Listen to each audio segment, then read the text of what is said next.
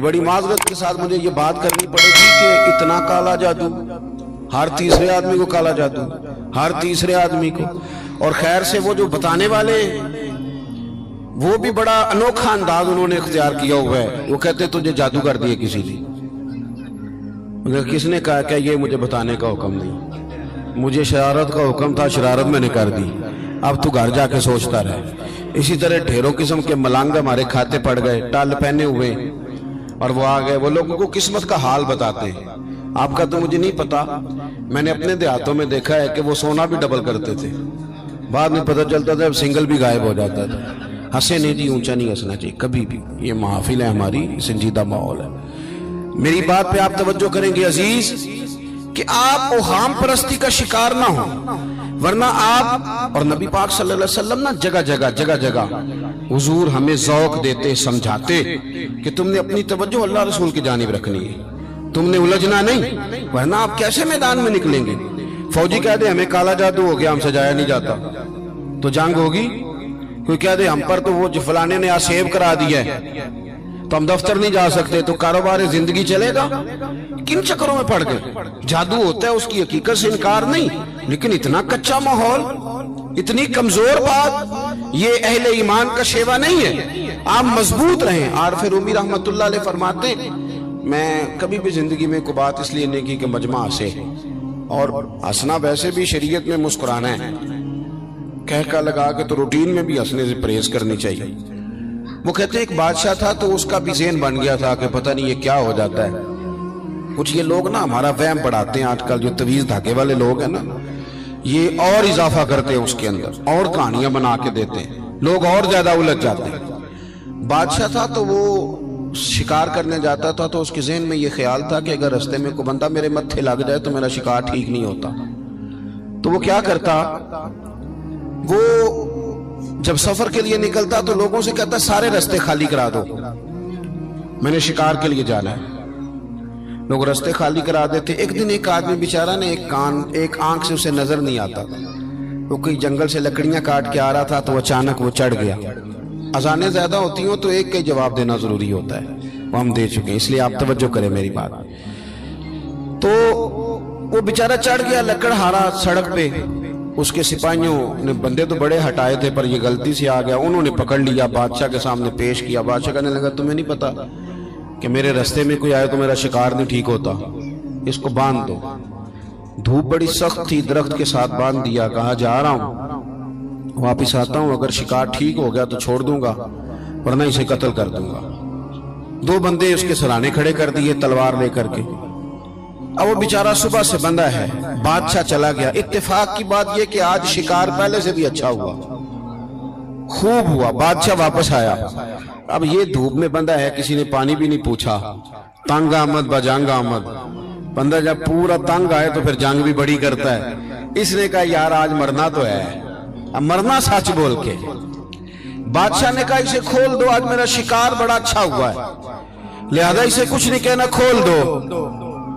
رسیاں کھول دی تو پتہ کا شخص کہتا ہے بادشاہ ایک بات کر لوں میں بھی، مار تو جانا ہی ہے پر ایک بات کر لوں۔ کہنے لگا کرو۔ کہنے لگا تم نے صبح میرا منہ دیکھا تھا، تمہارا شکار بڑا اچھا ہوا ہے، دن بڑا اچھا گزرا ہے، پر میں نے آج سویرے تمہارا منہ دیکھ لیا تھا، تو دیکھو میرا بیچارے کا کیا حال ہوا ہے کہ صبح سے یہاں۔ اب تم بتاؤ منحوس میں ہوں کہ تم ہو؟ نحوست میرے اندر کہ تمہارے اندر؟ میں اگر کوئی جوان آدمی میرے ساتھ آ کے یہ بات کرتا ہے نا کہ میری فلان ہو گیا تو میں بڑا، تم مجھے اس پہ غصہ آتا ہے۔ میں کہتا ہوں آپ اس عمر میں یہ کام کریں گے تو بزرگوں کو کون سہارا دے گا؟ ضعیفوں اور کمزوروں کو کون اٹھائے گا؟ آپ اتنی کچی باتیں کرتے ہیں۔ اور یہاں پیروں نے بھی عجیب تماشا گھڑا ہوا ہے، سویرے 9 بجے بیٹھ جاتے ہیں تعویذ لکھنے۔ آپ قرآن شریف کا درس کب دیں گے؟ آپ حدیث پاک کب پڑھائیں گے؟ آپ ان کو اصول فقہ کب بتائیں گے؟ پیر صرف دین کا نمائندہ ہوتا ہے جس نے رب رسول کا دین پڑھنا ہے اور آگے پڑھانا ہے، جس نے لوگوں کو وہاں سے دین سیکھ کے آگے سکھانا ہے۔ باقی کیا معنی ہے چیزوں کا؟ اس نے صرف آسان کر کے جو ہمارے صوفیاء نے دیا آگے بات پہنچانی۔ دین سیکھنے سکھانے کا نام پیری مریدی ہے، اس کا کوئی اور معنی ہے ہی نہیں سرے سے۔ کہاں سے آ گئی یہ ساری چیزیں؟ حدیث سنیے، بخاری میں موجود ہے، مسلم میں موجود ہے۔ حضرت ابو ہریرہ رضی اللہ تعالیٰ عنہ فرماتے ہیں نبی پاک علیہ السلام کے साहिबजादे का विसाल हुजूर की गोद में हो गया, गोद में विसाल कर गए साहिबजादे। हुजूर को बड़ी तकलीफ हुई, आंखों से आंसू आए, सरकार रोए। सहाबा ने अर्ज की, हुजूर आप भी आंसू बहाते हैं? फरमाते हैं मेरा बेटा गया है। ये आंसू मोहब्बत की अलामत है, वरना मेरे दिल और जुबान पे वही है जिससे मेरा रब राजी होता है। इत्तेफाक की बात देखिए, इत्तेफाक की, कि उसी दिन, जिस दिन सरकार के साहिबजादे का विसाल हुआ, उसी दिन सूरज को ग्रहण भी हो गया। अब जोड़ने वाले बातें जोड़ देते हैं ना। कुछ लोगों ने बात जोड़ दी, कहने लगे देखा हुजूर के साहिबजादे का विसाल हुआ तो सूरज को भी ग्रहण हो गया, सूरज को भी ग्रहण हो गया। और मेरे दोस्तों सुनो, ये अकीदों की मजबूती कितना जरूरी काम है। अपने आप को फिक्री तौर पर मजबूत रखना कितना जरूरी है। अहमद मुख्तार नबी पाक सल्लल्लाहु ताला अलैहि वसल्लम ने उसी दिन लोगों को मस्जिद में जमा फरमाया, उसी वक्त। सहाबा कहते हम बड़े परेशान थे कि हुजूर तो गमज़दा है, ना कोई जिहाद की बात होगी ना और कोई होगी, तो इस वक्त क्यों तलब किया? सबको मस्जिद में बुलाया और बुला के मेरे नबी पाक अलैहिस्सलाम ने खुतबा दिया। अल्लाह करे आपको समझ आए। यानी उस दिन, जिस दिन साहिबजादे का विसाल हुआ, गम की घड़ियां हैं, हुजूर ने सबको मस्जिद में बुला के, मैं बुखारी मुस्लिम पढ़ रहा हूं, हुजूर ने फरमाया लोगो, सूरज और ग्रहण का लगना अल्लाह की निशानियों में से निशानी है। सूरज चांद को ग्रहण लगना अल्लाह की निशानियों में से निशानी है। जब ये लगे इस्तिगफार पढ़ा करो, नमाज पढ़ा करो, अल्लाह के हुजूर हाजिर हुआ करो। फरमाया किसी शख्स के दुनिया से जाने का इसके साथ कोई ताल्लुक नहीं। अपने अकीदे को मजबूत रखो, अपने मामलात पर गौर रखो, कभी भी कोई कच्ची बात न करे, कोई कमजोर बात न करे किसी मौके पर। हम तो सूफिया किराम के जानने वाले हैं, और वो लोग तो इतने मजबूत थे, नजरियात के इतने पक्के थे, तो हर शख्स को कहते थे कि देखना तेरे दिल में गैर का ख्याल ना आए, रब रसूल का ख्याल रहे। ये अल्लाह वालों का जो ख्याल होता है, ये चूंकि अल्लाह वाले हैं तो इसको हम गैर का ख्याल कहते ही नहीं। एक बात आखिर में और आपकी खिदमत में अर्ज करनी है, उस पर भी आप जरूर तवज्जो देंगे। थोड़ा सा ना हुजूर की सीरत में एक तीसरी बात जो बड़ी जरूरी आपसे अर्ज करनी, उस पर आप गौर करेंगे। दूसरों के जज्बात का, एहसासात का ख्याल रखना मेरे महबूब पाक अलैहिस्सलाम की सीरत का खूबसूरत जोज़ है, खूबसूरत। यानी दूसरों के जज्बात का ख्याल रखना। आप देखें, आपको ना इस मजमून की दर्जनों हदीसें मिलेंगी बुखारी मुस्लिम में, कुतुब अहादीस में, दर्जनों। हुजूर फरमाते मेरा दिल चाहता है कि लंबी नमाज पढ़ाऊं। नमाज किसकी? अल्लाह की। दिल चाहता है कि नमाज लंबी पढ़ाऊं, लेकिन हुजूर फरमाते हैं फिर मुझे पीछे बच्चों का ख्याल आता है, बीमारों का ख्याल आता है। हुजूर नमाज रब की, ख्याल बंदों का। नमाज में हुजूर फरमाते हैं कि मैं ना इसलिए लंबी नहीं करता कि लोगों को तकलीफ न हो। हुजूर फरमाते मेरा दिल चाहता था कि तहज्जुद की नमाज तुम पर जरूरी करार दे दूं, पर तुम्हें तकलीफ होगी, लिहाजा मैं ये काम नहीं करता। मैं अपनी चाहत नहीं देख रहा, तुम्हारी नींद देख रहा हूं। हुजूर फरमाते दिल करता था मिसवाक को वुजू के साथ जरूरी करार दे दूं, पर तुम्हें तकलीफ होगी, लिहाजा मैं ये काम। आप मेरी बात समझ रहे हैं भाई? इतना एहसास। मुस्लिम शरीफ में हदीस है, सरवरे कायनात सल्लल्लाहु ताला अलैहि वसल्लम की खिदमत में अर्ज किया गया, हुजूर ये इमाम है, ये लंबी नमाज पढ़ाते हैं। अब जाहिर है वो कुरान शरीफ ही पढ़ते होंगे, अच्छे जज्बात के साथ करते होंगे, लेकिन हुजूर ने बड़े उनको तंबीह फरमाई और फरमाया मैं लोगों को दीन के करीब करता हूं तो दूर करता है। कि लोगों को नमाज पढ़ाए तो एतदाल के साथ पढ़ा, दरमियाने तरीके। खुद पढ़ तो जितनी मर्जी पढ़, थोड़ा सा ना जज्बात का ख्याल करें। ये क्या बात हुई? बाबे ने कह दिया तेनू किसी ने कुछ कीता है। मैं क्यों बाबे नू भी किसी कुछ कीता है, ताए जिदियां गल्लां करदा बेवकूफ वालियां। उसको समझाओ इस तरह की हरकतें नहीं करनी चाहिए, बंदा बेचारा बदगुमान हो जाएगा।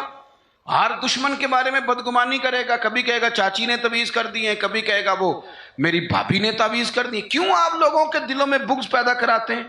अल्लाह का खौफ नहीं आता क्या? किस तरह का मजाक बनाया हुआ। और कौम उसको समझ ही नहीं आती। वो तुझे जो कुछ भी हो जाए, काला जादू हो जाए या नीला हो जाए, मेरे और तेरे रसूल ने फरमाया है तुम घर में सूरत बकरा पढ़ो, تمہارے گھر سے جن بھی بھاگ جائے گا اور شیطان بھی بھاگ جائے گا۔ اسوہ حسنہ ہمیں یہ سبق دیتا ہے کہ اپنا ٹائم اپنی ذمہ داریوں پہ خرچ کریں، ادھر ادھر ٹائم نہ ضائع کریں۔ ہمارا ٹائم دوسروں کی ذمہ داریوں کا پتہ کرنے میں خرچ ہوتا ہے، یعنی جہاں بھی لوگ بیٹھیں گے کہیں گے فلانا کچھ بھی نہیں پہ کرتا، فلانا پیر دیکھو نا کڈا تگڑا ہے، کوئی کام نہیں کرتا، فلاں آدمی دیکھو کتنا مالدار ہے۔ تو یہ تو آپ کا ذمہ ہی نہیں، اس نے جو اپنی ذمہ داریوں کا حساب دینا ہے وہ اس نے اللہ کو دینا ہے۔ میری بات کی سمجھ آ رہی ہے؟ دیکھیں نبی پاک علیہ السلام نے دیوس کو پسند نہیں کیا، یعنی اس کے گھر میں بے حیائی ہو رہی اور کہ میں شریف آدمی ہوں کسی کو کچھ کہہ ہی نہیں سکتا، یہ دیوس ہے، بے غیرت ہے۔ کہ گھر کے اندر بے حیائی ہو رہی ہے اور کہتا ہے جی میں شریف ہوں، یہ شرافت نہیں ہے۔ شریعت اسلامیہ غیرت مندی کا سبق بھی پڑھاتی ہے۔ تو میرے نبی پاک علیہ الصلوۃ والسلام نے تصوف کا، طریقت کا، عبادت کا، معرفت کا یہ والا ذوق بھی دیا اور پورا دیا، اور اسے بھی چھوڑا نہ کریں۔ آپ یقین کریں جتنا مزہ سجدے کا ہے، کمال ہو گئی، جتنا مزہ۔ ایک نا دوست میرے پاس آئے تو بڑے پریشان تھے، اور ان کی چہرہ بتاتا تھا کہ بڑا رو رو کے آئے ہیں۔ پھر آ کے انہوں نے مجھ سے شکایت کی کہ اس طرح فلانے نے کہا ہے، یہ والی تکلیف دی ہے۔ تو حضرت صاحب کیا کریں، لوگ بلا وجہ الزام لگاتے ہیں۔ میں نے آخیا سچ دس کرما لیا، جنہ سواد اج سجدے دا آیا ہی پہلا بھی کدی آیا صحیح؟ اس نے کہا نہیں۔ تو میں کیا پھر دا مطلب ہے دکھ دے چنگے ہوندے نے نا، یہ جب آئیں تو بندہ سجدہ تو کھل کے کرتا ہے نا، رب کے سامنے رو تو لیتا ہے نا۔ تو اسی لیے تو اقبال نے کہا تھا نا، بچا بچا کے تو رکھ اسے، تیرا آئینہ ہے وہ آئینہ، شکستہ ہو تو عزیز تر ہے نگاہ آئینہ ساز میں۔ ٹوٹے ہوئے دل تو بڑے کمال ہوتے ہیں، ٹوٹے ہوئے دل تو بڑے کمال ہوتے ہیں۔ محبت کے لیے دل ڈھونڈ کوئی ٹوٹنے والا، محبت کے لیے دل ڈھونڈ کوئی ٹوٹنے والا، یہ وہ شے ہے جسے رکھتے ہیں نازک آبگینوں میں۔ میرے عزیز نبی پاک صلی اللہ علیہ وسلم نے وہ والا سبق بھی دیا، اور ساتھ حضور نے مضبوط آثار۔ یہ ہمارے بچے نوجوان ڈرے ڈرے سے، پریشان سے، پتہ نہیں کیا ہونے لگا ہے، غریبی آ گئی، کام نہیں ملتا، حالات خراب ہیں، گھروں میں عورتیں روتی پریشان ہوتی، پھر ان کو وہ بابے بھی مل جاتے ہیں جنہوں نے اور کوئی کام نہیں۔ جمعرات والے دن سویرے 9 تو 11 تویز لکھنا ہے، تو پھر عصر تو مغرب تویز لکھنا ہے، تو پھر اتوار والے دن نویں سرے تو بس کر دیں یار، کوئی کسی بات کی حد بھی ہوتی ہے۔ مجھے تو نہیں ملا کہ حضرت غوث پاک کس دن تعویذ دیتے تھے۔ تعویذ جائز ہے، پر کون سا ٹائم رکھا ہوا تھا حضرت غوث اعظم نے بتائیں تعویذ دینے کا؟ کوئی بتائے حضرت بہاؤالحق نقشبند بخاری کس تاریخ کو تعویذ لکھتے؟ خواجہ اجمیر کی کون سی تاریخ تھی تعویذوں کی؟ وہ تعویذ نہیں دیتے تھے، وہ جو آتا تھا اسے رسول اللہ کا دین دیا کرتے تھے، وہ قرآن و حدیث کے سبق پڑھایا کرتے تھے۔ واپس آؤ، اصل کی طرف سفر کرو۔ یہ کیا بات ہوئی، بابے نے کہہ دیا تینوں کسی نے کچھ کیتا ہے؟ میں کہو بابے نو بھی کسی کچھ کیتا ہے، تائیں جدیاں گلاں کردا ہے بیوقوف والیاں، اس کو سمجھاؤ اس طرح کی حرکتیں نہیں کرنی چاہیے، بندہ بیچارہ بدگمان ہو جائے گا، ہر دشمن کے بارے میں بدگمانی کرے گا، کبھی کہے گا چاچی نے تعویذ کر دی ہے، کبھی کہے گا وہ میری بھابھی نے تعویذ کر دی۔ کیوں آپ لوگوں کے دلوں میں بغض پیدا کراتے ہیں؟ اللہ کا خوف نہیں آتا کیا؟ کس طرح کا مذاق بنایا ہوا، اور قوم اس کو سمجھ ہی نہیں آتی۔ وہ تجھے جو کچھ بھی ہو جائے، کالا جادو ہو جائے یا نیلا ہو جائے، میرے اور تیرے رسول نے فرمایا ہے تم گھر میں سورت بقرہ پڑھو، تمہارے گھر سے جن بھی بھاگ جائے گا اور شیطان بھی بھاگ جائے گا۔ تو پڑھو نا جو نبی پاک نے تعویذ دیا ہے، اس سے آگے کو تعویذ ہو سکتا ہے؟ چھوڑ دیں ادھر ادھر بھاگنا، اور بڑا مسئلہ ہو تو سورہ فلق اور ناس پڑھ کے سویا کریں۔ یہ دم ہمارے نبی پاک نے بتایا ہے، تو ساڈے نبی دی زبان ساڈے واسطے قرآن۔ اس لیے یہ کچی پکی باتیں، بزدلوں والی باتیں، وہ سام سے ڈرنے والے بعد میں رسیوں سے بھی ڈرنا شروع ہو جاتے ہیں۔ ابھی تک یار مطلب اب تو مجھے غصہ آتا ہے، اتنا بڑا قد کاٹ ہے، جوان ہے، دور سے آ گیا، کہتے ہیں پیر صاحب کئیاں بندیاں نے میری کتاب کڈی ہے، انہاں میں دسیا بھی تینوں کسے کچھ کیتا ہے۔ اور میں نے کہا یار بس کر، مطلب اتنا تو جوان آدمی ہے، تیری تو بات سن کے غصہ آ رہا ہے، کیا تو بات کرتا ہے؟ اللہ سے ڈر، اٹھ باندھ کمر کیوں ڈرتا ہے، پھر دیکھ خدا کیا کرتا ہے۔ اپنے اندر ہمت پیدا کریں، سنیں۔ حضرت انس بن مالک رضی اللہ تعالیٰ عنہ فرماتے ہیں، یہ اسوہ رسول کانفرنس ہے نا، تو دیکھیں ہمارے صحابہ ہمارے سامنے حضور کا اسوہ، حضور کے صحابہ کیا بیان کرتے ہیں۔ حضرت انس بن مالک کہتے ہیں ایک رات مدینہ شریف میں کونے سے خوفناک آواز آئی، شدید آواز۔ اب لوگ جمع ہونے لگے کہ ادھر سے آواز آ رہی ہے، کسی نے نیزہ پکڑا ہے، کسی نے تلوار منگائی ہے، لوگ کٹھے ہو رہے ہیں۔ یہ کبھی آ جائے نا کونے سے آواز تو مسئلہ خاصا بن جاتا ہے۔ ہوں تو تسی چپ کر کے پہ سن دے ہو نا، لیکن رات کو نا اگر بلی بھی ہو نا چھت پہ اور وہ کچھ ہلکی ہلکی بجا رہی ہو، اندھیرا ہو گہرا، تو بندے سے موبائل نہیں نکالا جاتا تکیے کے نیچے سے، کہتا چپ کرو۔ لیکن تقریریں کرنا سننا آسان کا نا، وہ کہہ دیتے ہیں سن لیتے ہیں بات ختم ہو جاتی، لیکن اس کی گہرائی میں تو اترے نا حقیقت کیا ہے۔ یعنی خوفناک آواز آ رہی، اور صحابہ دلیر لوگ تھے، پر وہ نیزے جمع کر رہے تھے، تلواریں نکال رہے تھے کہ جا کے دیکھیں ادھر کیا ہے۔ حضرت انس بن مالک کہتے ہیں ہم ابھی پروگرام بنا رہے تھے اس طرف بڑھنے کا، تو ہم نے دیکھا اللہ کے رسول اس طرف سے واپس آ رہے تھے، ہاتھ میں نیزہ پکڑا ہے، گھوڑے پہ سوار ہیں، اور ابو فرمانے لگے سو جاؤ چپ کر کے، میں دیکھ آیا ہوں جانور لڑ پڑے تھے، وہ آوازیں نکال رہے تھے، دیکھ آیا ہوں، سو جاؤ کچھ بھی نہیں۔ حضرت انس کہتے ہیں کمال ہو گئی، رسول پاک کا وہ انداز بہادری والا، دلیری والا، وہ ہماری طبیعتوں کو جوان کر جایا کرتا تھا۔ با ہمت رہیں، با ہمت۔ اور جوانوں یاد رکھو، قرآن پاک نے جو ترتیب بیان کی ہے وہ یہ نہیں ہے کہ آپ چپ کر کے بیٹھے رہیں گے اور مدد آپ کی طرف آ جائے گی۔ جو ترتیب ہے نا قرآن پاک کی وہ یہ ہے کہ ان الذین قالوا ربنا اللہ، بے شک وہ لوگ جنہوں نے کہا کہ اللہ ہمارا رب ہے، ثم استقاموا، پھر وہ ڈٹ گئے، پھر وہ بولیے، پہلے کہا اللہ ہمارا رب ہے، پھر وہ، یعنی یہ کہہ کہ پہلے وہ ڈٹے نا، جب تتنزل علیہم الملائکہ، پہلے وہ ڈٹے ہیں، پھر رب نے ان کی مدد کے لیے فرشتے نازل فرمائے۔ پہلے ڈٹنا ہے، مدد کو فرشتے آئیں گے، لیکن پہلے آپ ڈٹیں تو صحیح، لیکن آپ ڈٹ ہی نہیں رہے۔ آپ کہہ رہے ہیں مدد آئے گی، بھئی آپ تھوڑا کھڑے ہوں، تھوڑا سٹینڈ لیں۔ جب آپ ڈٹ جاتے ہیں پھر اللہ تعالیٰ مدد بھی فرما دیا کرتا ہے۔ درود شریف پڑھیں بآواز بلند۔ تو ایک تو نبی پاک علیہ السلام کی سیرت مبارکہ ہمیں عبادت کا، ریاضت کا سبق پڑھاتی ہے، دوسرا دلیری کے اسباب، اور تیسری بات، توجہ ہے میری بات پر؟ یہ مووی بن رہی ہے جی، 2-4 لوگ بنا رہے ہیں، اگر سارے ہی آپ موبائلوں پہ لگ جائیں گے تو پھر تقریر کس کو سنانی ہے؟ 2-1 باتیں بس اور عرض کرنی ہے، آپ میری بات پر غور فرمائیں۔ اور تیسری بات حضور کے اسوہ نور کی، جس کو خاص کر کے اپنے ذہن کے اندر رکھیں۔ نبی پاک علیہ الصلوۃ والسلام نے نا مختصر وقت میں انقلاب برپا کیا ہے۔ حضور کا جو تبلیغ دین کا پیریڈ ہے نا وہ صرف 23 سالوں کا ہے۔ کتنا؟ یعنی 40 سال کی عمر مبارک میں اعلان نبوت فرمایا، اور 23 سال آپ کو ہزاروں میں احادیث کا ذخیرہ ملتا ہے۔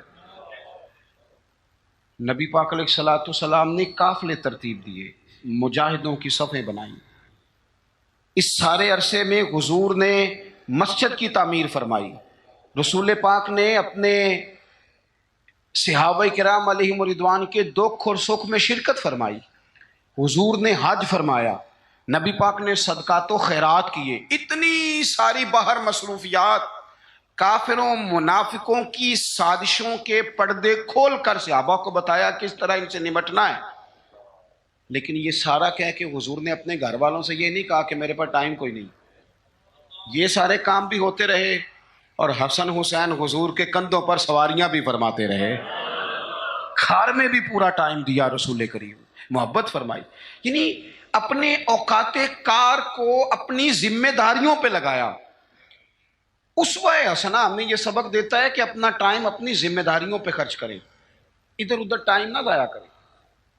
ہمارا ٹائم دوسروں کی ذمہ داریوں کا پتہ کرنے میں خرچ ہوتا ہے، یعنی جہاں بھی لوگ بیٹھیں گے کہیں گے فلانا کچھ بھی نہیں پہ کرتا، فلانا پیر دیکھو نا کڈا تگڑا ہے، کوئی کام نہیں کرتا، فلاں آدمی دیکھو کتنا مالدار ہے۔ تو یہ تو آپ کا ذمہ ہی نہیں۔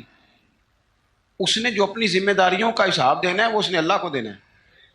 آپ یہ بتائیں کہ جو آپ کے ذمہ کام لگا آپ نے کیا کہ نہیں کیا؟ آپ کی ڈیوٹی جو تھی وہ آپ نے کی کہ نہیں کی؟ جب ہم سارے اپنی اپنی ڈیوٹیاں کرنے لگ جائیں گے نا تو میرا یہ خیال ہے چھوٹے صحیح کام کرنے لگ جائیں تو بڑوں کو بھی خیال آ ہی جاتا ہے۔ میں اکثر نا اپنی زندگی میں ایک تجربہ کرتا ہوں کہ بچوں کو کام کہیں تو وہ نہیں کرتے، طلباء ہوں، دوست ہوں، احباب، کام کہہ دیں تو نہیں کرتے، کرنا شروع کر دینا۔ میں نے نا مختلف ذمہ داریاں لگائیں، مسجد کی صفائی کل تو کرنا، پرسوں تو کرنا، تو آپ کو پتہ ہے کسی کی ڈیوٹی لگائیں تو پھر وہ ڈیوٹی بدلنا بھی پسند کرتا ہے، وہ کہنا مینوں کام میں آج ذرا تو کھلوئے نا میری تاں تے، تو یہ بھی کام ہوتا ہے، ایک انسانی فطرت ہے۔ تو میں نے پھر سوچا کہ یار حد ہو گئی ہے، کمال بات ہے، مسجد تو اللہ کا گھر ہے، اور حضرت بابا فرید الدین مسعود گنج شکر جیسا بڑا آدمی تو نہیں نا دوبارہ اس دھرتی پہ آئے گا۔ تو بابا صاحب اپنے آپ سے کہتے ہیں اٹھ فریدا ستیا، وہ جھاڑو دے مسیت، خود کہتے ہیں، یہ نہیں کہتے کہ جھاڑو دے مرید مسیت یا شاگرد مسیت، اٹھ فریدا ستیا تے جھاڑو دے مسیت، اوے تو ستا ہے رب جاگدا تیری ڈاڈے نال پری۔ اور اگر نبی پاک صلی اللہ تعالیٰ علیہ وسلم مسجد نبی بن رہی ہے، حضور اینٹیں اٹھا کے لا سکتے ہیں، تو میرا خیال ہے اور بھی کوئی پیر صاحب چھاپر تھالا کوئی کام اٹھا لیں تو کوئی مسئلہ، کوئی مشکل نہیں۔ اگر سرکار بہت سارے کام کرتے ہیں، لوگوں کو سبق بھی ہم یہی پڑھاتے ہیں، تو اگر شیخ بھی کبھی کبھی اپنا جوتا اٹھا لیں تو کوئی اتنا یہ مشکل مسئلہ کچھ، مطلب ماحول اس طرح کا بنا دیا جاتا ہے کہ کام رہ ہی جاتے۔ میں یہ اکثر کرتا ہوں کہ میں اب کام نہیں کہتا، میں کہتا ہوں جھاڑو پکڑ لو نا مسجد میں شروع کرو، اور جب آپ پکڑ کے شروع کر لیتے ہیں تو پھر بڑے سارے آ جاتے ہیں، کہتے ہیں سانو دے دو، تو آپ شروع تو کریں نا، لیکن جب کام شروع کریں گے پھر کام ہو جائے۔ اپنی ذمہ داریوں کا احساس کریں، وقت نہ ضائع کریں، اور یہ حدیث یاد رکھیں کہ نبی پاک علیہ الصلوۃ والسلام نے فرمایا خوبصورت مسلمان وہ ہے جو بے مقصد باتوں کو چھوڑ دیتا ہے۔ مقصد کی بات کریں، مقصدیت کی، ضروری کام جو ہیں ان پر ڈیوٹی۔ اور چوتھی اور آخری بات آپ کی خدمت میں یہ عرض کرنی ہے کہ ہمارے یہاں نا بہت سارے لوگ سمجھتے ہیں کہ ظاہری لبادے کا نام سیرت ہے۔ یہ تو ایک جز ہے، داڑھی، پگڑی، جبہ، امامہ بہت ضروری ہے، لیکن ایک جز ہے سنت کا، ایک حصہ ہے سنت کا، چونکہ اسوہ حسنہ ایک کاملیت ہے، اس کے بہت سارے حصے ہیں۔ اپنے گھر والوں کے ساتھ بہترین سلوک کرنا، یہ بھی سنت کا حصہ ہے۔ آپ دیکھیے حضور نے فرمایا تم میں سے بہتر وہ ہے جو اپنے گھر والوں کے حق میں بہتر ہے، اور فرمایا جا کے پوچھ لو میں تم سب سے بڑھ کر اپنے گھر والوں کے حق میں بہتر ہوں۔ یہ بھی ایک بہترین حصہ ہے، لیکن اسوہ حسنہ کا ایک بہت بڑا حصہ اور بھی ہے۔ غور کریں، میں حدیث ترمذی سے پڑھنے لگا ہوں، نبی پاک علیہ الصلوۃ والسلام نے حضرت انس بن مالک سے فرمایا اے انس ہو سکے نا، اور حدیث میں لفظ بڑے سونے ہیں، فرمایا اے میرے بیٹے انس،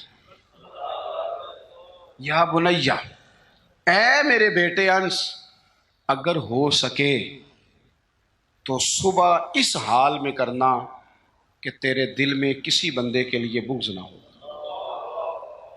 کسی بندے کی عداوت تیرے سینے میں نہ ہو۔ پاک ہوویں تے پاک ہی ملدا ہی، تے بنا پاکوں پاک نہیں ملدا، تے سارے جسم دے دھون دے نالوں اکو تولا ہے ٹکڑا دل دا۔ فرمایا انس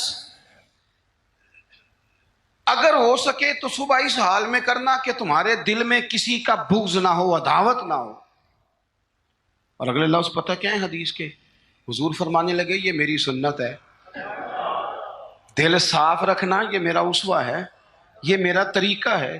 ایک بہت بڑا حصہ دین کا دلوں کی صفائی ہے، یہ حضور نے فرمایا یہ میرا اسوہ ہے۔ دلوں میں نا بوجھ جب آتا ہے نا کسی کے لیے، میری طرف دیکھ رہے ہیں، آپ کے موبائل دیکھ رہے ہیں، صحیح ہو کے بیٹھے نا ایک دفعہ دوبارہ سے دیکھیں بھلا صحیح ہو کے کیسے بیٹھتے ہیں، جو نہیں صحیح بیٹھے۔ بات ختم کرنے لگا ہوں نا، آپ کی زیادہ توجہ چاہیے بھائی۔ جب آپ کے دل میں کسی کے بارے میں حسد آتا ہے یا بغض آتا ہے یا عداوت آتی ہے تو صرف اس کو نقصان نہیں ہوتا، سب سے زیادہ نقصان آپ کو خود ہوتا ہے، سب سے زیادہ خود ہوتا ہے۔ ہمارے صوفیاء نے ایک عنوان بیان کیا جسے شماتت کہتے ہیں، یعنی کسی کو تکلیف میں دیکھ کے خوش ہونا، یہ بہت بڑا بوجھ ہے۔ نبی پاک صلی اللہ علیہ وسلم نے فرمایا کسی کی تکلیف پر کبھی خوش نہ ہونا ورنہ اللہ تعالیٰ اسے اس تکلیف سے نجات دے دے گا اور تمہیں اسی میں مبتلا کر دے گا۔ کیا کہا تھا میاں صاحب نے؟ دشمن مرے تو خوشی نہ کریے، اللہ کرے تو انو سمجھ آئے۔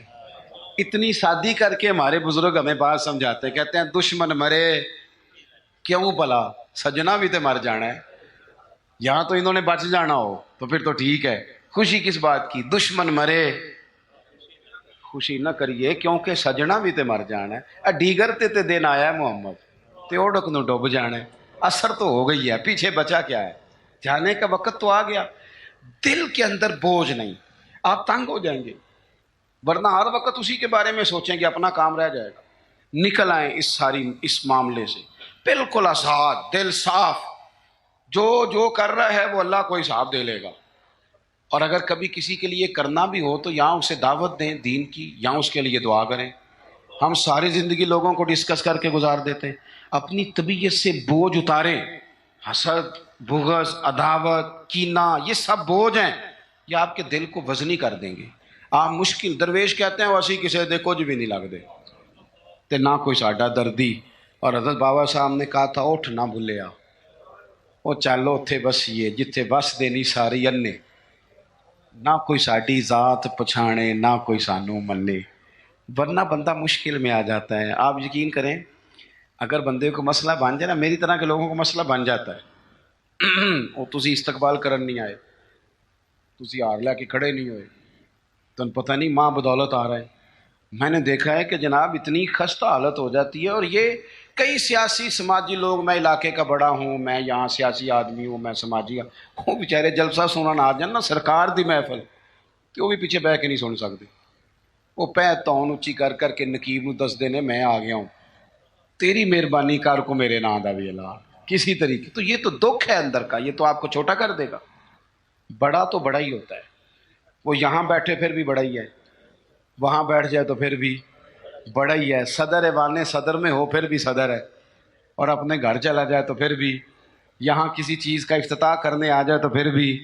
تو یہ بوجھ اتار دیں، حضور نے فرمایا یہ بھی میرا اسوہ ہے، اتار پھینکے آپ یقین کریں آپ روٹین کی زندگی جئیں گے، آپ سکون میں آ جائیں گے۔ ہماری کئی دفعہ شان ہوتی کوئی نہیں میری طرح کے بندے کی، لیکن وہ خود ہی اپنی شان بنا لیتا ہے، خود بخود ہی بنا لی، خود بخود ہی ارادہ کر لیا، خود بخود ہی کہہ لیا میری، اس سے نکل آئیں۔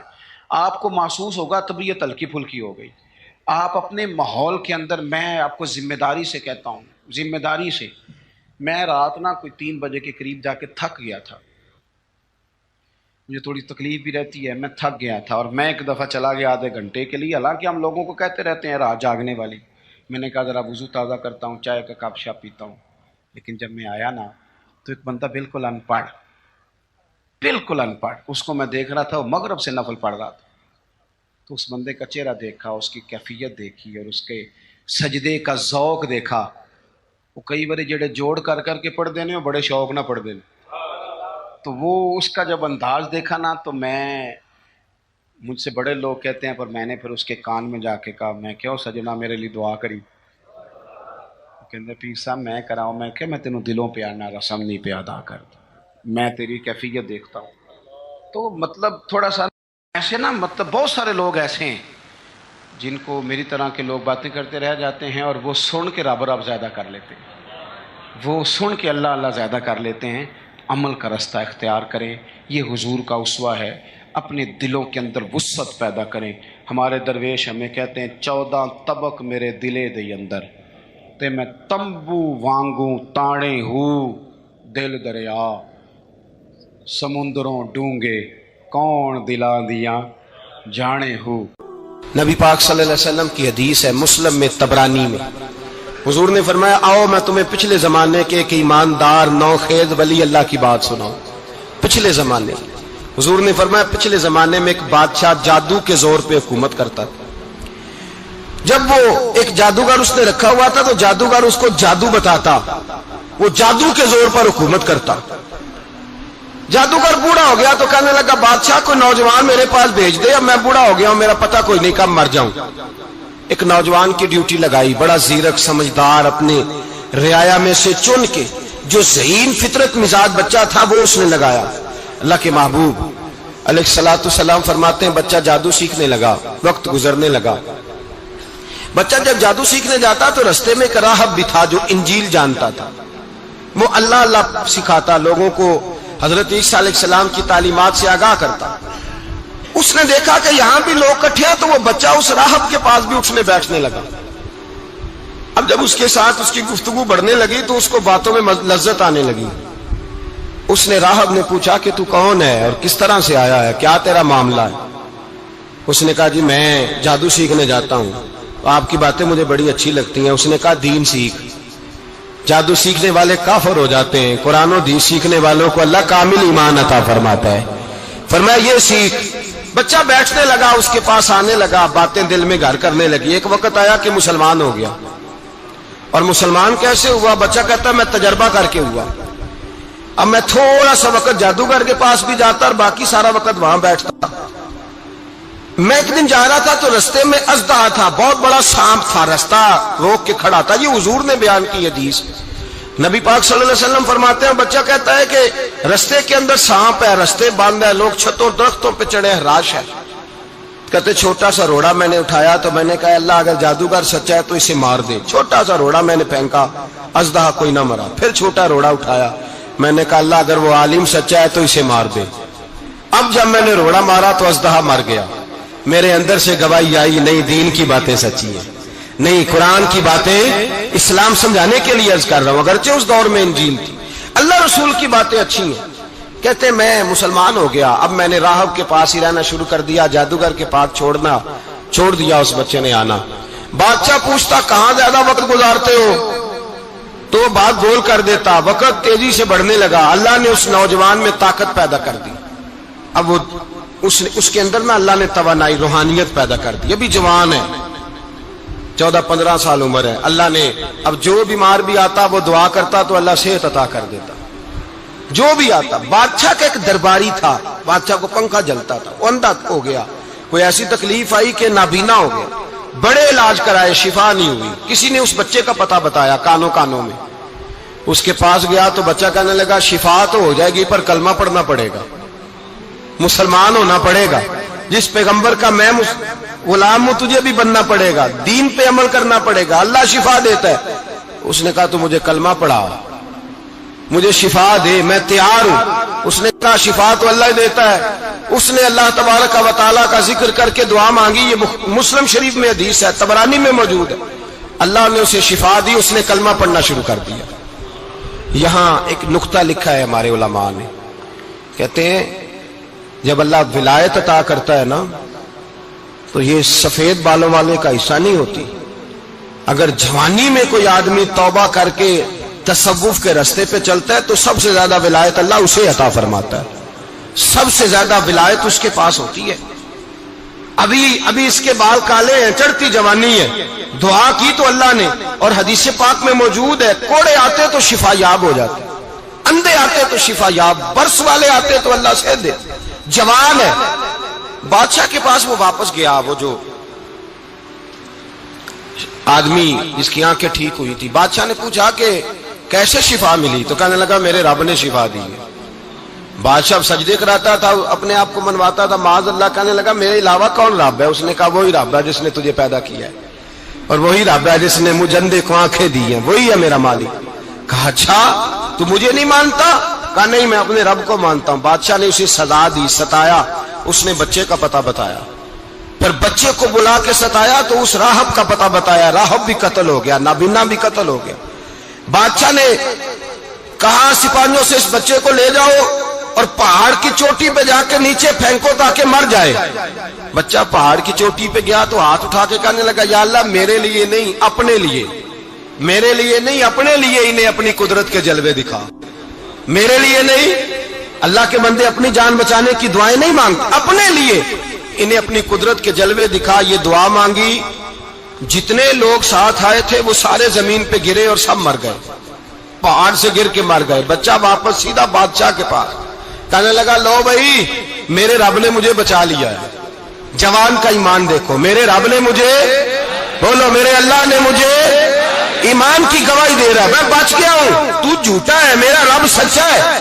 اس نے کہا لے جاؤ اس کو دریا میں، کشتی میں بٹھاؤ، بیچ دریا کے جا کے دھکا دے دو۔ بیٹھے کشتی میں، دریا کے بیچ گئے، اور جب جا کے وہاں اس کو دھکا دینے لگے تو اس نے کہا اللہ میرے لیے نہیں اپنے لیے، انہیں اپنی قدرت کے جلوے دکھا۔ بس ایک طوفان سا آیا، جتنے سپاہی ساتھ آئے تھے ڈوب کے مر گئے۔ وہ بچہ اٹھا اور سیدھا پھر بادشاہ کے پاس، اسی کے پاس کہنے لگا لو بھائی میرے رب نے مجھے بچا لیا ہے، تیرے پاس آیا ہوں۔ وہ کہنے لگا تو کیا مصیبت میرے گلے پڑ گئی ہے، کیسے جان چھوٹے گی؟ تو بچہ کہنے لگا اگر تو مجھے باندھے درخت کے ساتھ اور سارے ملک کو بلائے، لوگوں کو اکٹھا کرے، پھر تو مجھے تیر مارنا، میں تجھے بتاؤں گا کیسے مارنا ہے، میں مر جاؤں گا۔ اللہ کا بندہ نوجوان، ایمان دیکھو، مرنے کے طریقے بتا رہا ہے، میں تجھے بتاؤں گا میں کیسے مروں گا۔ یہ بات کہی، بادشاہ نے سارا مجمع جمع کیا، ملک سارا باہر آ گیا، درخت کے ساتھ باندھ دیا۔ کہنے لگا بھائی لوگوں یہ مجھے مارنا چاہتا تھا، مار نہیں سکا، اب میں اسے بتانے لگا ہوں کہ میں کیسے مروں گا۔ اسے کہو جب تیر مارے تو ساتھ میرے رب کا نام بھی لے، میں اپنے رب کے نام پہ جان دوں گا، ایمان کی پختگی میں اللہ کے نام پر جان دوں گا۔ اسے کہو رب کے نام پہ مارے، مر جاؤں گا۔ بادشاہ نے اللہ کہہ کے تیر مارا، پیشانی میں لگا، بچے کی روح پرواز کر گئی، جتنا مجمع کھڑا تھا سارا کلمہ پڑھ کے مسلمان ہو گیا، سارے مسلمان ہو گئے سارے۔ میرے رسول پاک سید عالم صلی اللہ علیہ وسلم نے نوجوانوں کو بتایا جب تمہارے اندر ایمان کی قوت آئے گی تو اللہ تمہاری مدد کرے۔ فرمایا وہ نوخیز ولی تھا، ابھی جوان رانا تھا، ابھی اس کی پیشانی پر جوانی کے آثار تھے، لیکن اس نے اللہ کو راضی کیا، رب کریم کو راضی۔ ولایت کا مطلب بڑھاپا نہیں، ولایت کا مطلب وہ نہیں کہ جب بڑا لمبا وقت گزر جائے تو پھر آدمی آئے کہ نہیں اب کیا کرنا ہے، اب مسجد ہی ہے، اب تو اس کے علاوہ گزارا ہی کوئی نہیں۔ تو اس وقت کا آنا اللہ کی بارگاہ میں قبول تو ہے، لیکن شاباشی اسی کو ملتی ہے جو جوانی کے وقت آئے، جو عین اس وقت آئے جو وقت میرے رسول پاک علیہ السلام کے غلام عبداللہ ابن عمر، حضرت عبداللہ ابن عمر رضی اللہ تعالیٰ عنہ فرماتے ہیں کہ میں نکلا، مجھے سفر کے لیے جانا تھا، تو تھوڑی سی کھجوریں، تھوڑا سا سرکہ، ایک شہد کی بوتل، چیزیں میں نے سفر کے لیے ساتھ رکھ لی۔ میں جب مدینے سے باہر صحرا میں نکلا نا تو رمضان نہیں تھا، غیر رمضان تھا۔ میں نے ایک نوجوان کو دیکھا بکریاں چرا رہا ہے، بکریاں چرا رہا ہے، اے جوان۔ آپ فرماتے ہیں اس کا چہرہ بڑا نورانیت والا، گرد پڑی ہوئی پر بڑا حسین۔ فرماتے ہیں میں نے اس کو کہا کہ آ جاؤ کھانا کھا لو، روزے بھی نہیں تھے۔ کہنے لگا نہیں میں نے روزہ رکھا ہوا ہے۔ فرماتے ہیں میں نے کہا پتہ کروں کہ نیرا نیک ہی ہے کہ پرہیزگار بھی ہے۔ نیک وہ ہوتا ہے جو نماز پڑھے روزہ رکھے، پرہیزگار وہ ہوتا ہے جو گناہ سے بچے، وہ پرہیزگار ہوتا ہے۔ کہا پتہ کروں پرہیزگار بھی ہے کہ نہیں؟ کہتے میں قریب گیا تو میں نے جا کے اس کو کہا بھائی تیری بکریاں بڑی پیاری ہیں، میرا دل کرتا ہے کہ بکری مجھے دے دو۔ کہتے وہ جوان، غربت بھی، پریشانی بھی، پر دامان توکل کی یہ خوبی ہے کہ اس پر پابند لگے ہوتے ہیں، دھبے نہیں ہوتے، غربت ہے۔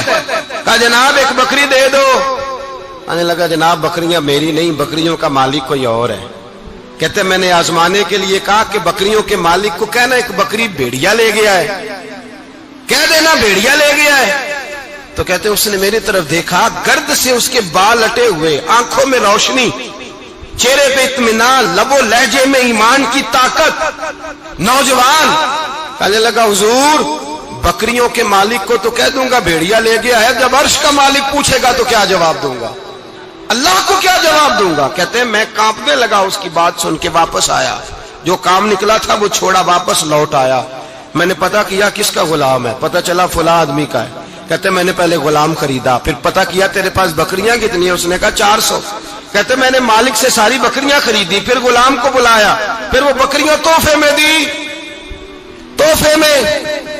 کہنے لگا حضور یہ سارا کچھ مجھے کیسے ملا؟ میں نے کہا تیرا ایمان بڑا پختہ تھا تو میرے رب نے تجھے انعام عطا فرمایا ہے۔